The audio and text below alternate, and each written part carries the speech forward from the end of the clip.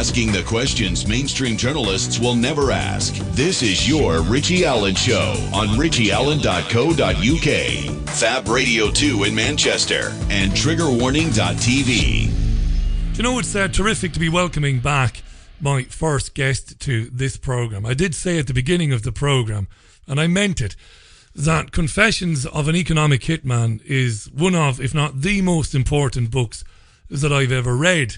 Now, in it, my guest described how he helped to bribe and threaten the heads of state of countries around the world in order to create a global empire. And if those leaders didn't cooperate, they were assassinated or overthrown. It's a very important book. It's as relevant today as it was when he wrote it. He's a former chief economist, even at a major international consulting firm. He advised the World Bank, the UN, the IMF, Fortune 500 corporations, and the Treasury Department in the US. And his best-selling books include the aforementioned Confessions of an Economic Hitman, which was on the New York Times bestseller list for over 2 years, and also The Secret History of the American Empire, Hoodwinked, and the new Confessions of an Economic Hitman. Top man, it's been nearly 2 years, or even over 2 years since we last saw him. Let's welcome back our friend John Perkins. By the way, check him out at John. His website is johnperkins.org. John, welcome back. How are you? I'm great, Richie. Thanks very much. It's great to be with you. It's been ages, and it's great to be with you too. And when I announced yesterday that you were coming back, I was inundated with messages of goodwill for you. And there are many of them, and you can see them on Twitter and on our website as well. It's marvellous to see that. Thanks for doing it.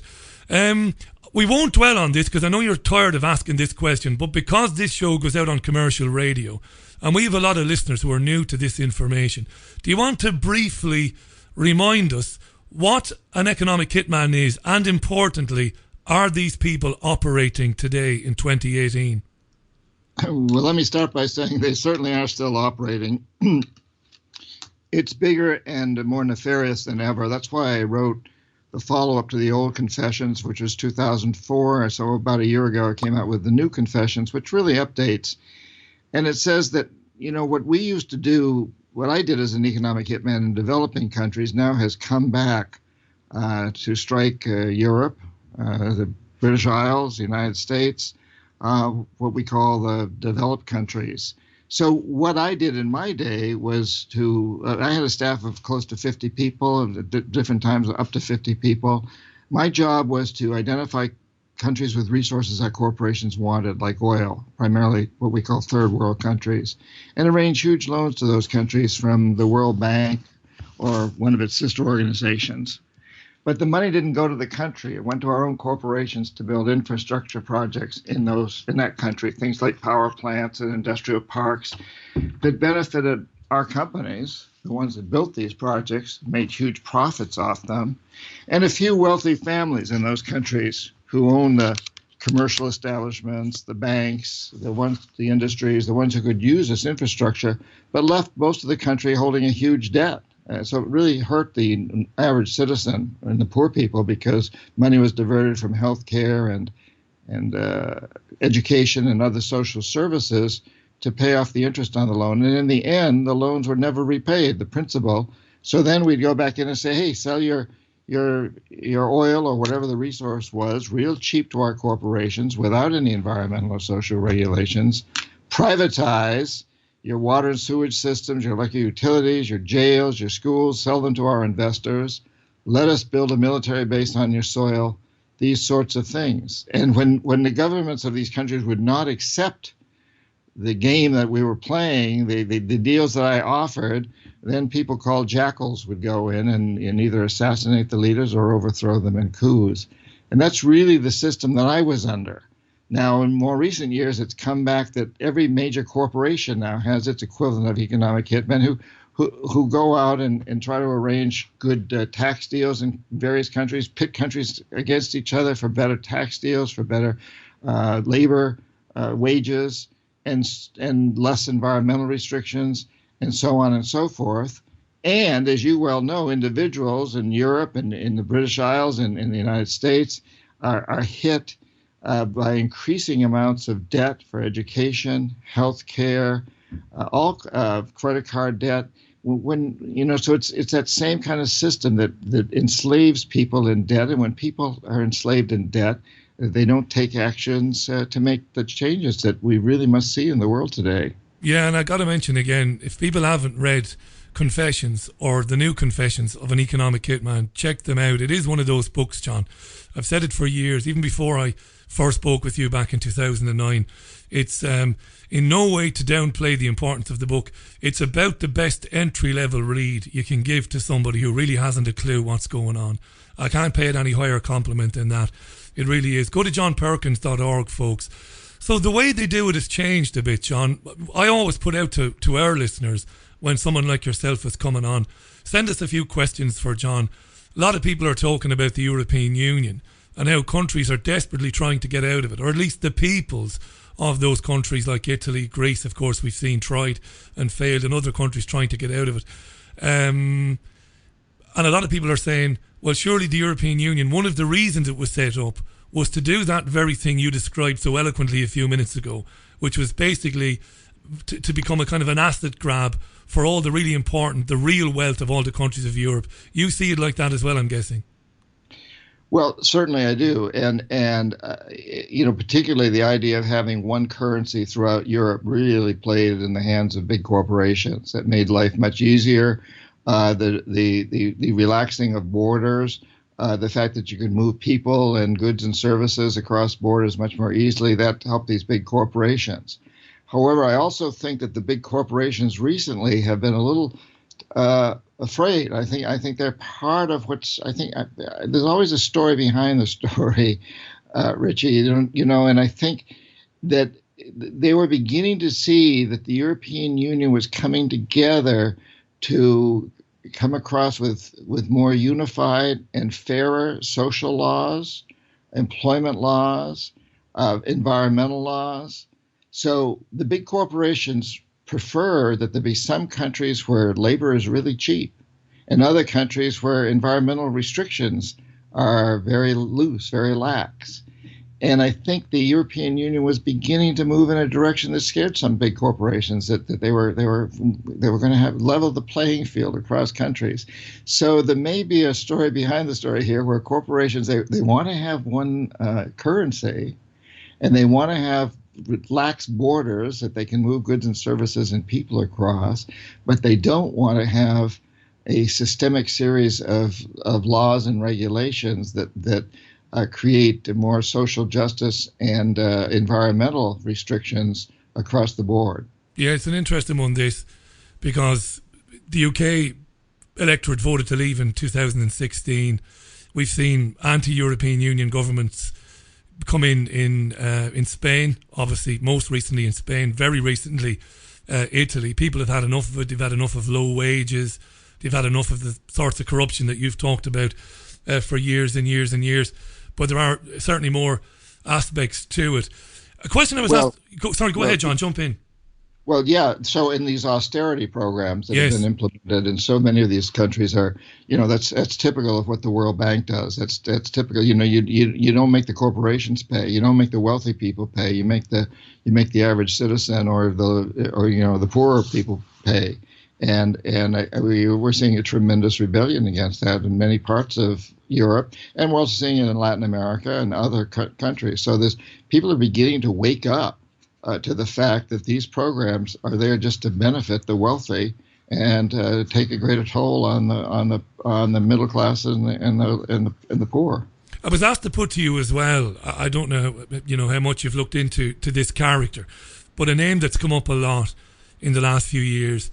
A number of people, really, billionaire philanthropists, or at least they want to be seen as philanthropists, but they're using their money to influence,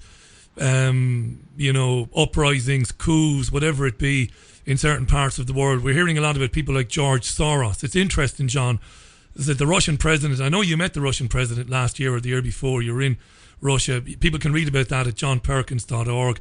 Really interested in that too, John. But Vladimir Putin was talking to Austrian television, I think the day before yesterday, and brought up, how guys like Soros are being used or are trying to influence things in countries and create instability. And I was wondering, is that one of these new ways that they're creating the sort of instability that you wrote about in Confessions? What do you think? People like George Soros. Yeah, we have a whole lot of these types of people. Well, I say a whole lot. They're a very small part of the global population, but very powerful. We know that there's 8 individuals that have as much wealth as half the world's population today. And yes, they exercise huge amounts of authority over these countries and over people. It's destruction of democracy.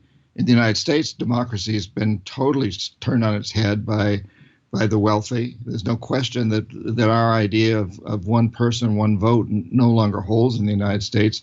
The wealthy people have thousands of votes. They're the equivalent of that. They don't actually get the votes, but they get to choose who the candidates are that we vote for through campaign financing, by offering politicians extremely lucrative consulting jobs and advisory jobs if they decide not to run or if they lose an election.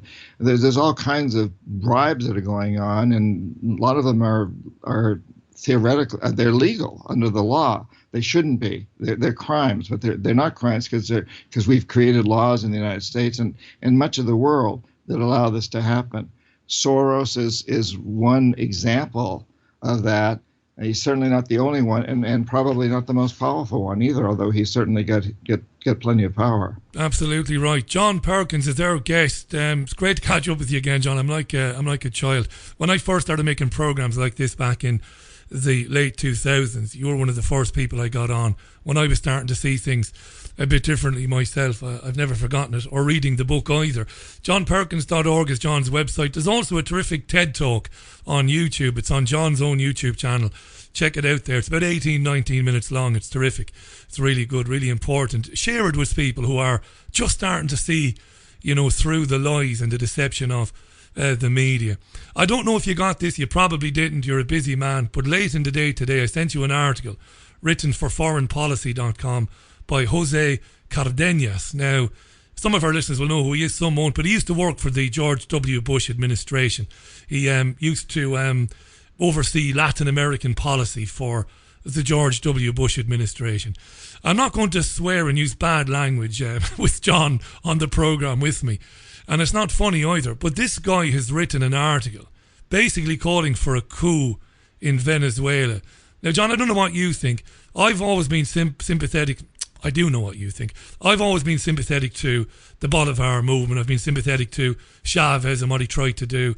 And I think Nicolás Maduro, beleaguered though he is, I think he's tried to carry on the policies of Chavez, nationalise the country's resources and use them for the people.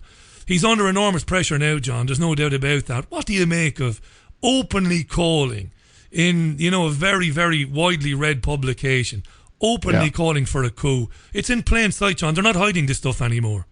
Yeah, I did get the article, Richie. Thank you for sending it.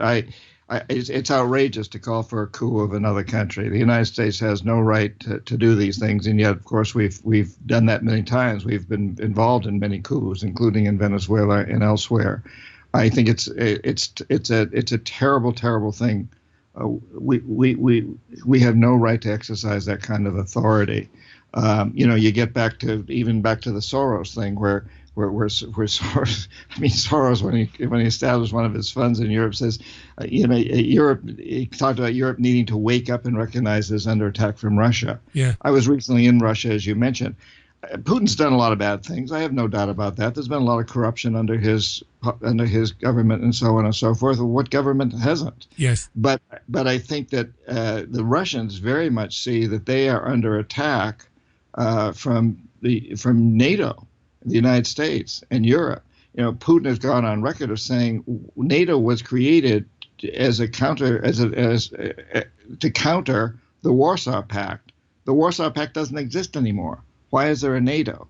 So there's always two sides to these stories. And I think as we look at Venezuela, we can see that too. I'm no fan of Maduro. I think Maduro's made horrible mistakes. He is no Chavez. Chavez, despite whatever went wrong in that country at the time economically, Chavez was very charismatic. He had the voice of the people. He had the heart of the people. Maduro doesn't seem to have that same ability, that same charisma. No charisma.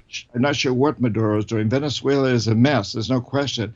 But for the United States, for anybody in the United States to suggest that somehow we have the right to decide what's right for Venezuela, that's a crime. We don't have that right, and we need to stay out. And certainly every other Latin American country would agree with that policy.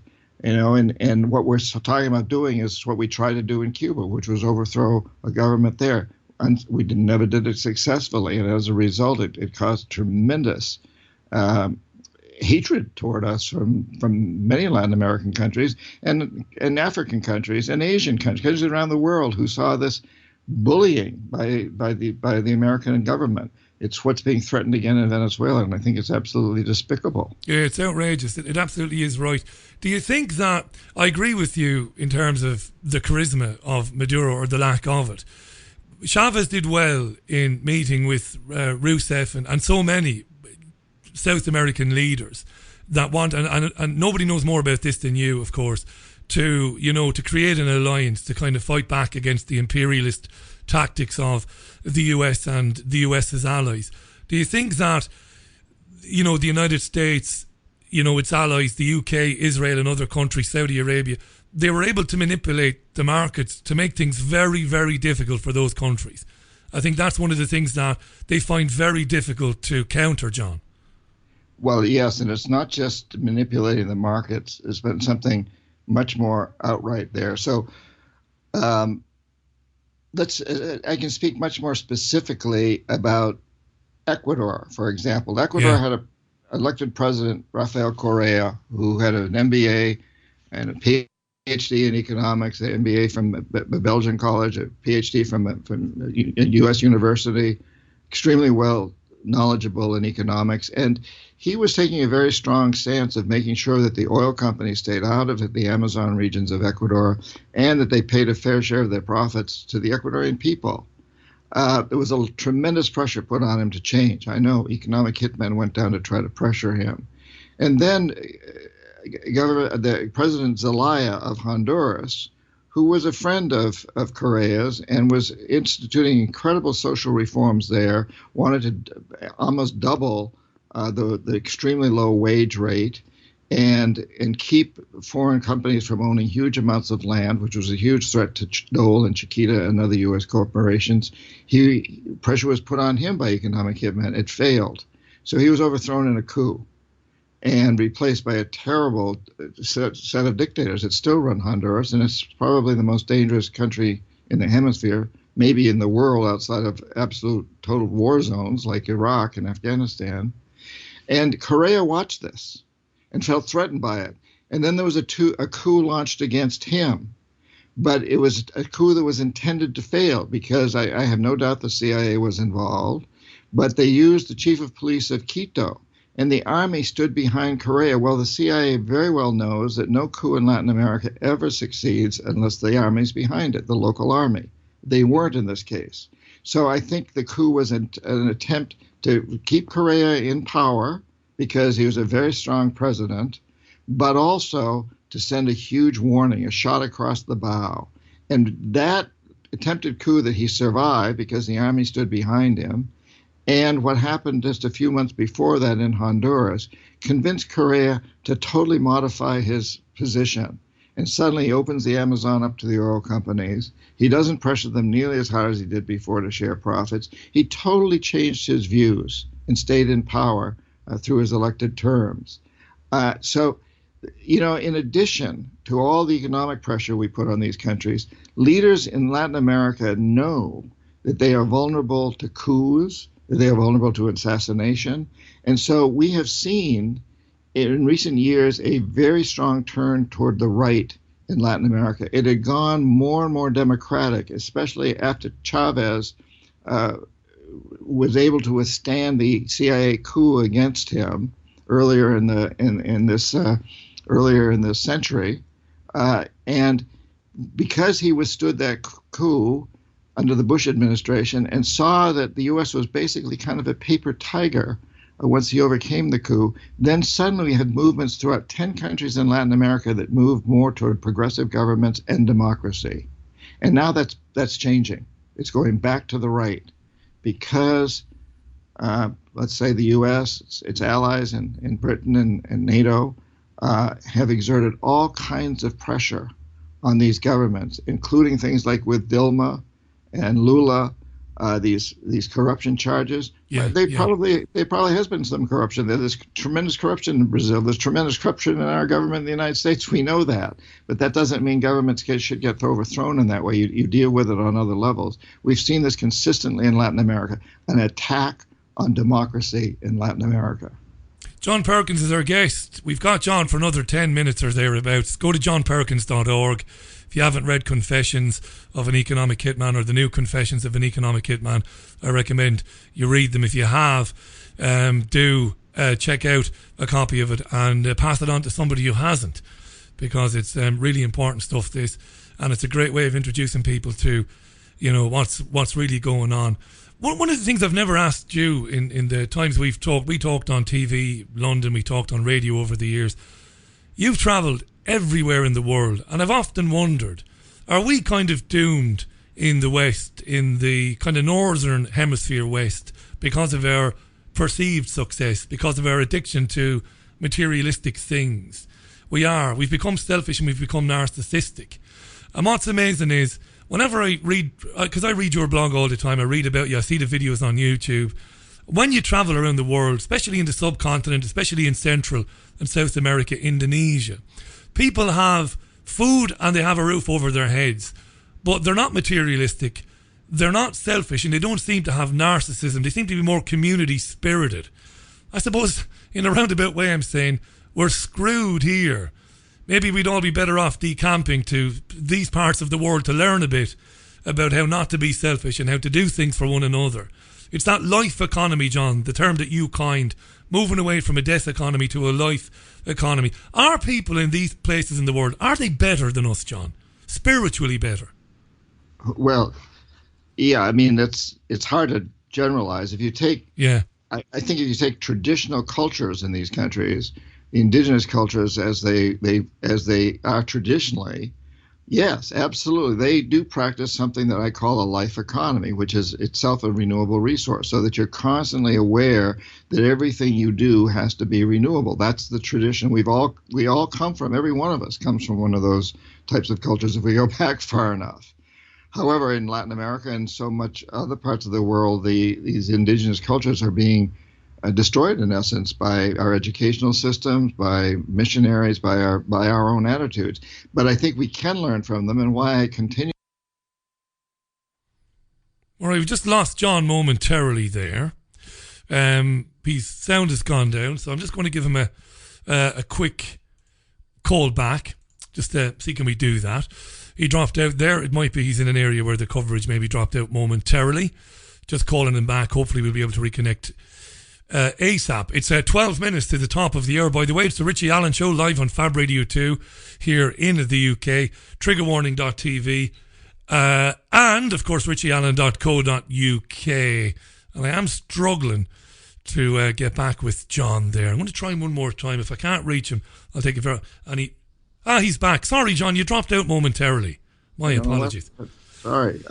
Where was I? Yeah, you were talking about what we can learn from these indigenous cultures, because obviously I said, are these people better than us? The death economy versus the life economy. So I think the traditional way of that they worked, and that's been changed a lot through being educated into our system. But the traditional type of economic system that indigenous people have, and we all come from indigenous backgrounds, is a life economic system, an economic system where they realize that whatever they do has to be sustainable. You have to provide for future generations. And we've reached an economic system that I call a death economy that is basically consuming all the resources that it needs, over-consuming them. It's consuming itself into extinction.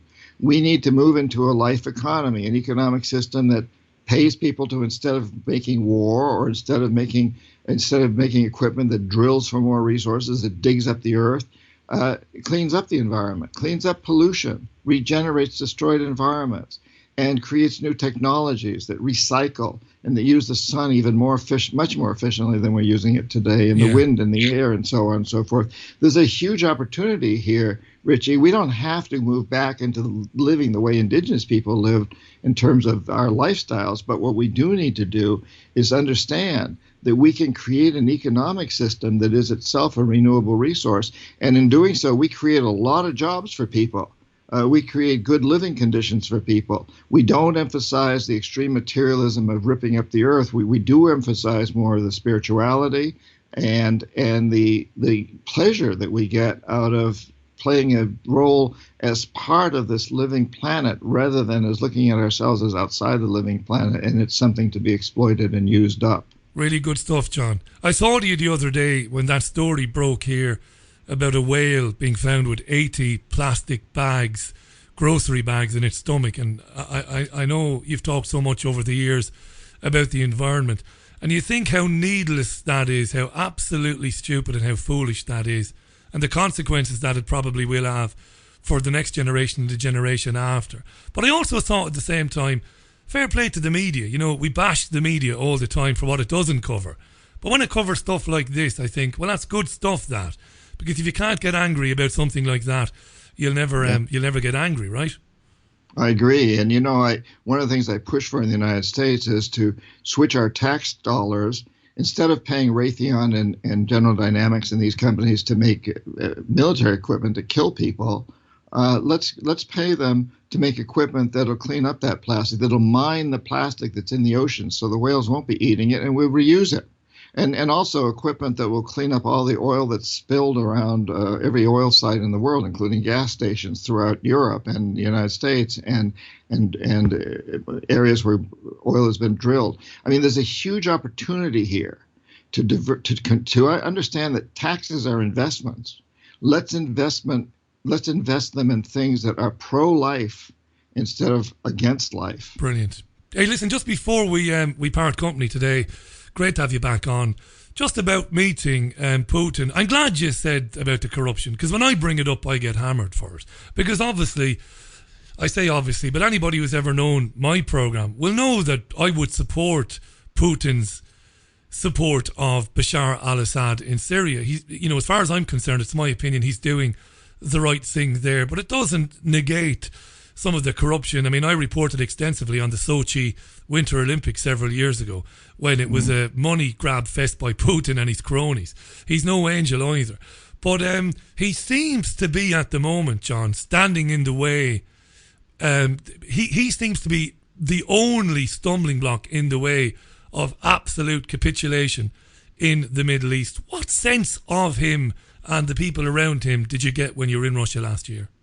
Well, I get the sense that the Russian people are afraid of the United States. They say we won the Cold War hands down, destroyed the Soviet Union, and after that, the United States and its NATO allies, wherever they found oil or gas, they took it, either legitimately or through wars.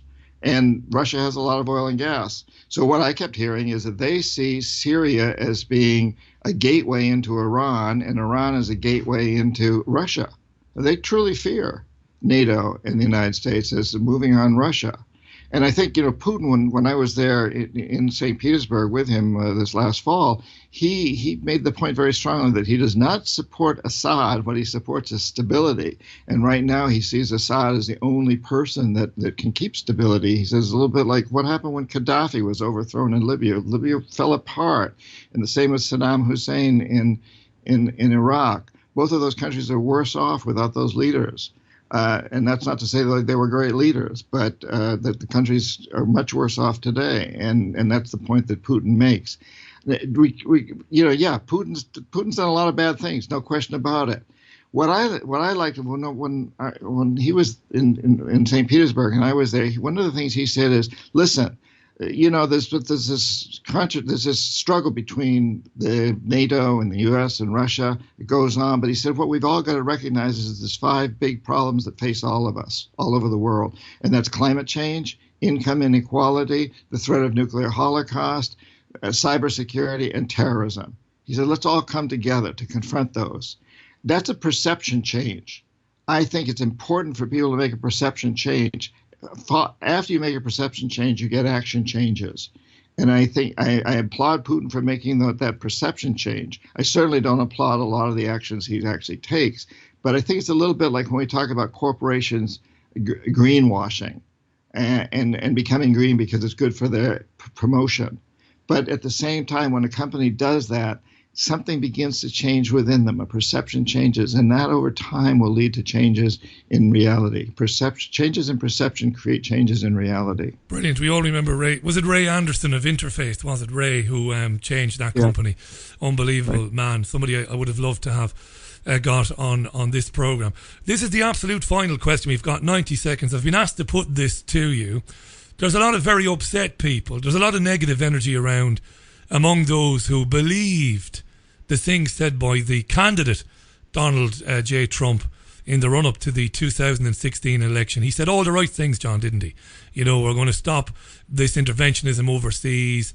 No more should the US be the world's policeman. No more wars and all of that sort of stuff. We've gotten more of the same.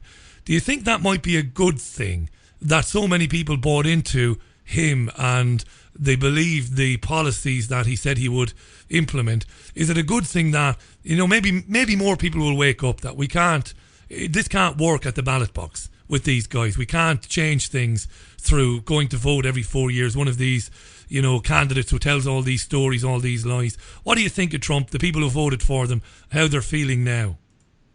Well, I think that the great gift that Trump has given us in the United States and, in fact, the world is to show the shadow side of the United States, that we can't be trusted, but from what our administration says, and that there's this deep, deep shadow side in the United States, which is rather isolationist, very nationalistic, racist, sexist, and it's coming clear. It's been there for a long time in the shadows, lurking beneath the surface. It's now being exposed to the light. And I think people in the United States are really waking up to that. I don't know whether they'll wake up fast enough to change things in the next election. We'll see. And I think people around the world are seeing this. They're seeing that we're not trustworthy. And I think that's a gift. I think that's a good thing. I think it's good that we all recognize this. I'm a very, very loyal American, and I'm very disturbed at this deep shadow side that's been lurking there for some time. And I'm disturbed by a lot of what's going on today, but I also think it's good that the shadow side is being exposed. It's, you know, the only way that you get rid of your shadow is to expose it and shine a light on it. Brilliant. Yeah, and as you travel around the world, of course, it becomes easier for you to explain to people what's happening. Folks, go to johnperkins.org. John's books are there. A lot of interesting stuff on the website as well, his blog, and links to the TED Talk I mentioned earlier on. Check out Confessions of an Economic Hitman, and the updated new Confessions of an Economic Hitman. Hoodwinked is on there as well. My friend, let's not leave it as long before you come back. It's been a pleasure to have you back on the programme, John. Thanks for your time, and Godspeed to you.